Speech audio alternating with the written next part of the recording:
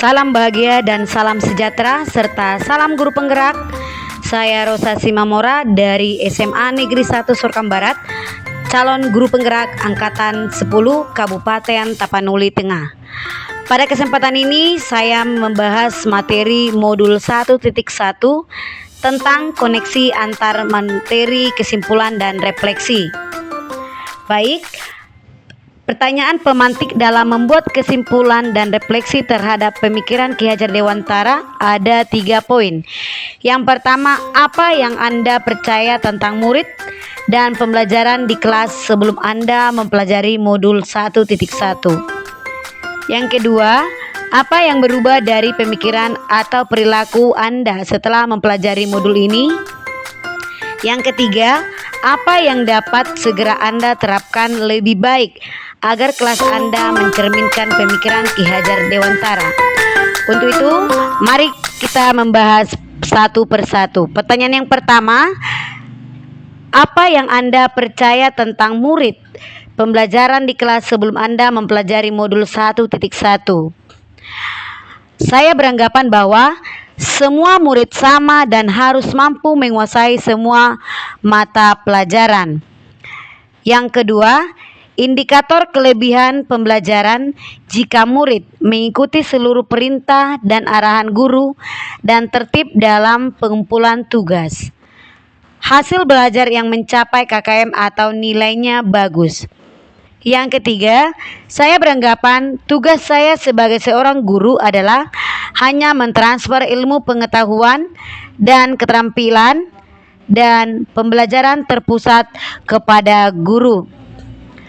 Pertanyaan yang kedua, apa yang berubah dari pemikiran atau perilaku Anda setelah mempelajari modul ini? Yang pertama, tidak semua murid memiliki kemampuan dan kecepatan yang sama dalam memahami sesuatu. Disinilah saya mulai mencoba untuk mengelola pembelajaran agar tiap murid dapat melaluinya dengan kemampuan dan gaya belajarnya dan memberi mereka ruang kreativitas belajar yang berbeda sehingga akhir mereka menemukan sendiri arti merdeka belajar. Yang kedua, setiap murid memiliki kebutuhan belajarnya masing-masing. Pembelajaran yang berpihak kepada murid. Di sini saya mencoba memahami sebenarnya yang mereka harapkan telah melalui proses bersama sebagai guru.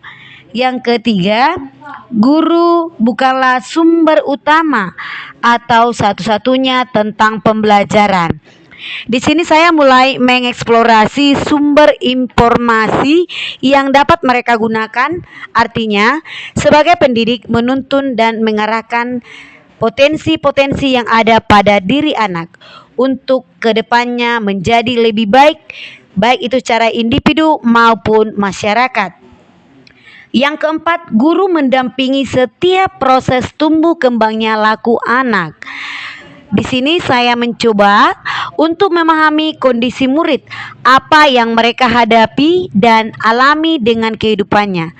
Karena pendidik tidak selalu mengajarkan materi, melainkan mendampingi tumbuh kembangnya anak agar menjadi pribadi yang lebih baik.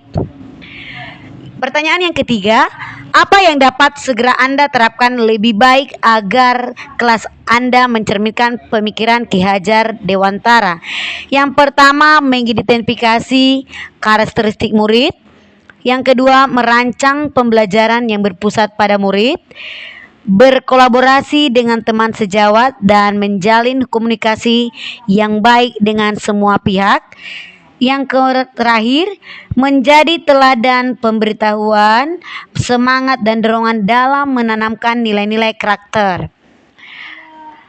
Kesimpulan pemikiran Ki Hajar Dewantara yang pertama ada pendidikan yang berpihak pada anak. Yang maksudnya di situ adalah bebas dari segala ikatan, dengan suci hati mendekati sang anak, bukan untuk meminta suatu hak, melainkan untuk menghamba pada sang anak. di mana di sini bahwa filosofi Ki Hajar Dewantara mengartikan pendidikan merupakan persemaian benih-benih kebudayaan dalam masyarakat, menyadarkan kita sebagai pendidik bahwa untuk menciptakan manusia Indonesia yang beradab, maka salah satunya adalah untuk mewujudkannya itu adalah melalui pendidikan. Guru akan berusaha menghambakan diri pada murid, yang berarti melayani setiap kebutuhan belajar murid dengan suci hati dan ikhlas agar mereka mencapai keselamatan dan kebahagiaan yang setinggi-tingginya, baik sebagai manusia maupun anggota masyarakat. Yang kedua, pendidikan yang menuntun sebagai kodrat yang ada pada anak untuk mencapai keselamatan, kebahagiaan setinggi-tingginya. Filosofi Ki Hajar Dewantara berkaitan dengan pendidik yang menuntun, menjelaskan bahwa tujuan pendidikan bukanlah suatu dibebaskan, melainkan pendidik hanya dapat menuntun tumbuh kembang hidupnya kodrat pada anak agar dapat memperbaiki lakunya, bukan dasarnya. Hidup dan tumbuhnya kekuatan kodrat anak.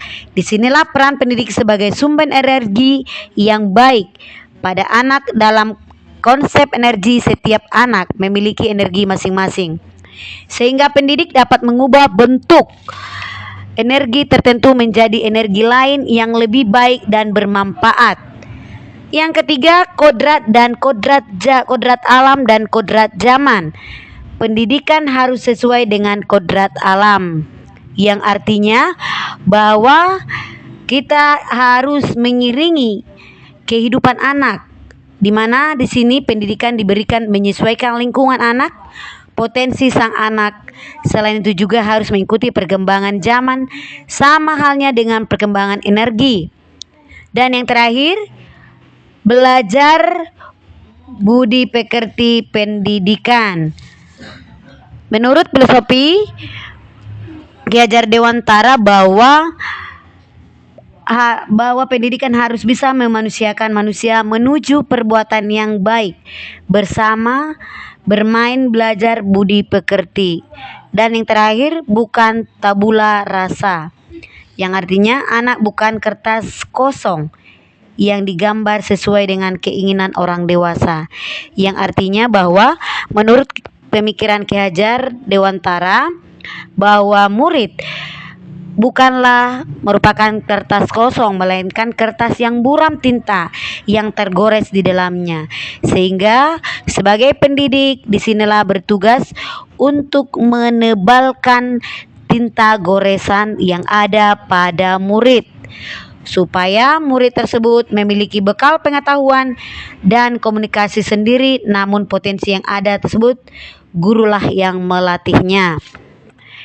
Sebelum menutup pemaparan kata-kata kali ini, ada filosofi yang saya ambil dari pemikiran Ki Hajar Dewantara bahwa manusia merdeka adalah manusia yang hidupnya, lahirnya atau batin tidak tergantung kepada orang lain, akan tetapi bersandar atas kekuatan sendiri. Sekian dan terima kasih.